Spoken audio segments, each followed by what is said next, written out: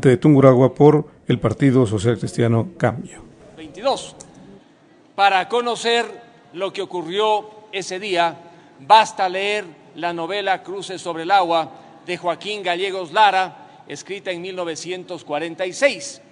Si bien hay un relato propio del realismo socialista en esa magistral novela, uno puede entender lo que ocurrió con seres humanos que legítimamente protestaron en Guayaquil el 15 de noviembre de 1922.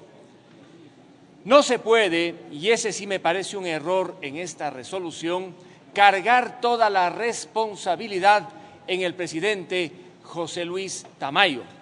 En el considerando de la resolución se dice que fue él, el presidente José Luis Tamayo Terán, quien dio las órdenes para que se matara a los trabajadores. Fueron los militares, fue el ejército el que tuvo que cumplir una responsabilidad aquel entonces, debido a que los acontecimientos sociales se salieron de su cauce. Las víctimas, lamentablemente, fueron trabajadores del movimiento popular proletario, como suelen decir en el lenguaje marxista, que ese tiempo iba poco a poco naciendo y fortaleciéndose.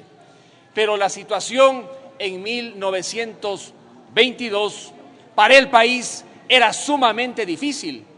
La economía se encontraba en un estado crítico. La oligarquía ecuatoriana estaba fraccionada y había serias divisiones, peleas entre unos y otros. Por un lado, los que estaban en contra de quien controlaba el banco más importante, el Banco Comercial y Agrícola. Y fueron, dice la historia, ellos en buena parte los que alentaron el movimiento popular en Guayaquil, en medio de esa gravísima situación económica y social. Fallaron también durante la semana anterior a estos hechos los mandos populares que lograron controlar algunos resortes de poder en Guayaquil. No pudieron controlar ni encauzar la protesta y ello condujo a que se produzca ese fatal choque en que las fuerzas del orden, lamentablemente, excediéndose, dieron muerte a quienes en aquel entonces protestaban. Hubo una gran discusión sobre el número de víctimas. Diario El Telégrafo dijo que habían muerto tan solo 9 y que quedó un legado de 75 heridos. Luego subió la cifra en otros periódicos de la época a 75 muertos y 100 heridos, hasta que pasados los años, algunos dijeron que habían muerto 995 trabajadores. Más allá del número, hubo muertes con el uso de la violencia, pero es importante mirar en el contexto en el que esto ocurrió, para que no se resuelva, como se dice en esta resolución, en el artículo 2, que los municipios del país eliminen el nombre de Tamayo de las calles, de los monumentos y de los lugares públicos, cuando Tamayo tuvo ese momento el difícil reto de dirigir el país. Hay, señores, una carta que publica el hijo de José Castillo. José Castillo, en 1922, era director de diario El Telégrafo.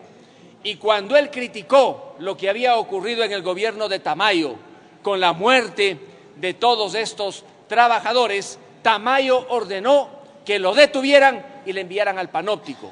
Pasados los años, el hijo de José Castillo publica una carta pública y dice que José Tamayo actuó en función de las circunstancias, que fue un presidente que tuvo unas características que pocos presidentes han tenido en cuanto a su pulcritud en el manejo de los fondos públicos, a su talante inclusive de respeto, a tal punto que rechazó una pensión vitalicia que el Congreso había resuelto darle.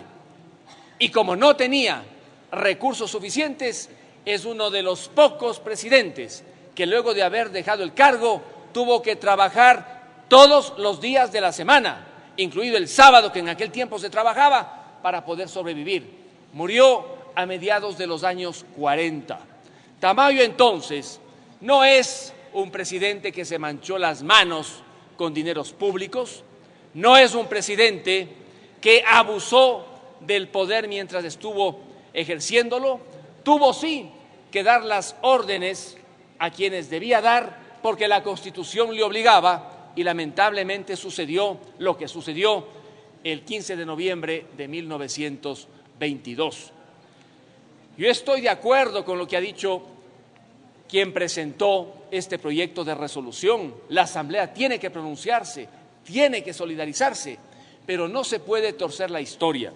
Decir en el considerando que fueron asesinados a mansalva por órdenes del entonces presidente José Luis Tamayo Terán, haciéndole aparecer como un verdadero asesino, me parece que quiebra completamente la historia. Fue el ejército, fueron los militares, y no se sabe ni siquiera en qué sentido pudo haber sido la orden que aquí se menciona. Y lo otro, señores asambleístas, sí me parece también un exceso que se pida a los municipios ecuatorianos que borren el nombre de Tamayo de las calles del país, de los monumentos, de los parques y de los espacios públicos. Hagamos este reconocimiento que bien se quiere hacer con esta resolución, pero no incurramos en inexactitudes históricas y en excesos retóricos, porque luego, cuando los historiadores socialistas revisen esta resolución, probablemente la critiquen. Si algo reconocen los historiadores de corte marxista en el país, es que el 15 de noviembre de 1922 apareció con fuerza el sindicalismo en el país.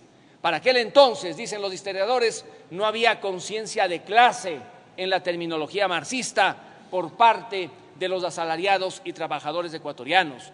Desde el 15 de noviembre de 1922 se estructuraron, organizaron y comenzaron a hacer una voz que se escuche en el país.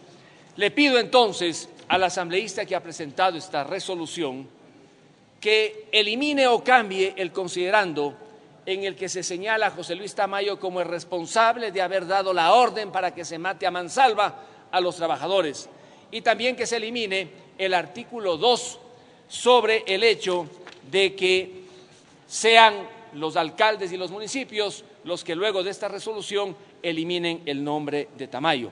Y también me llama mucho la atención el considerando cuarto. Aquí se habla de la matanza en 1977 en Astra.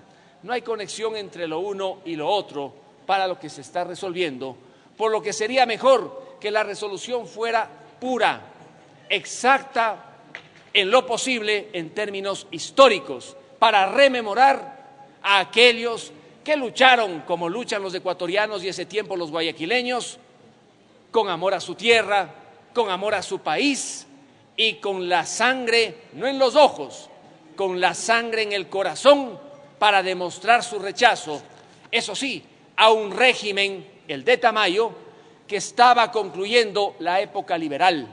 No nos olvidemos que esta se inicia en 1895 y comienza a caer en la década de los 20 hasta que adviene la Revolución Juliana.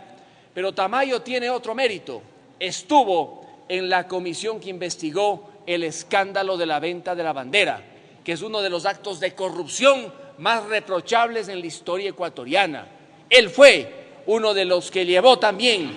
Tiene un minuto, señor asambleísta. Motivo de un juzgamiento ciudadano a aquellos que, utilizando la bandera ecuatoriana, trabajaron para un tercer país y en medio, a través de coimas y la corrupción, se ganaron dinero ilegítimo.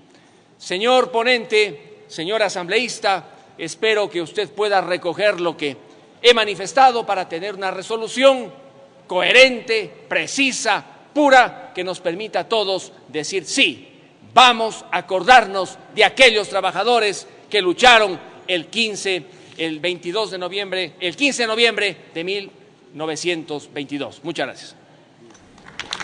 Fue la intervención de